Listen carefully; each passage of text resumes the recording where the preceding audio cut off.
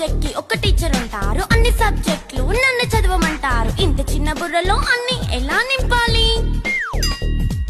Class work, home work, fair notes అంటారు. Subject కి 3 books పెట్టి బ్యాగ్ నింపుతారు. ఇన్ఫాక్ట్ నా బరువు కన్నా నా బ్యాగ్ బరువే ఎక్కువ.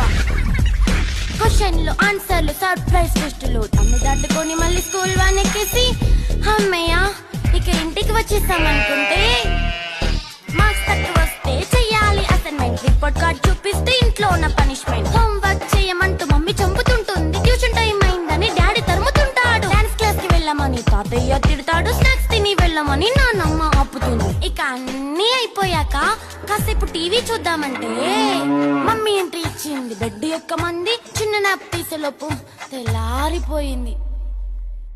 అయ్యో మళ్ళీ మొదలు